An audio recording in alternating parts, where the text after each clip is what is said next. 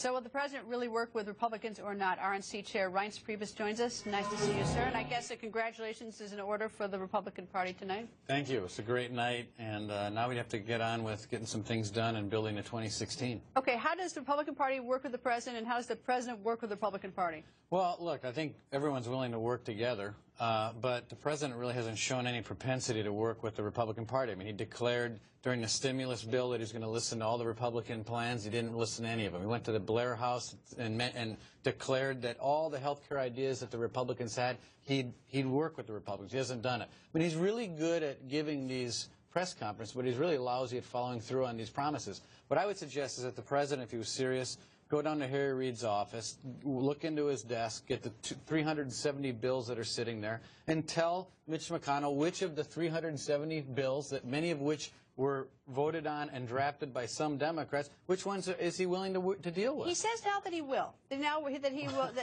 So you laugh, but you don't believe him? Well, I don't.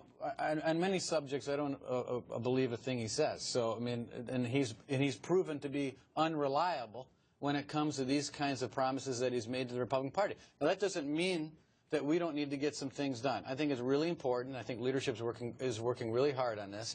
Is that we come up with 3 or 4 things that are achievable, that the American people like and support, and that we very quickly in the first few months of next year achieve those goals, so that the American people are validated that they made a smart decision putting the Republicans in charge. I never can understand why he didn't call Senator Harry Reid, and the things that there are things that both parties do agree on that would pass. I never understood why he didn't call Senator Harry Reid and say, for God's sakes, Harry, let there be a vote on that so it can come to my desk and so I can sign it or reject it. Well, for one thing, they don't get along.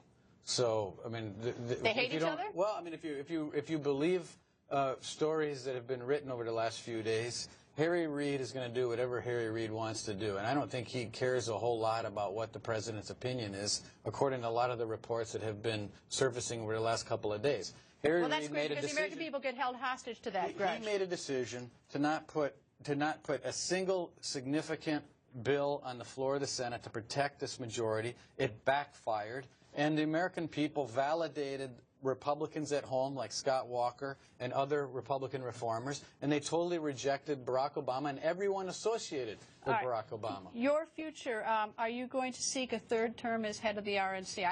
My guess is it's probably yours after Tuesday, but... Well, I mean, I'll make that decision in a couple of weeks, but what's the real story? Are you going to do it? Well, wait a second. My wife's probably watching right now, and I have to talk to her about it first.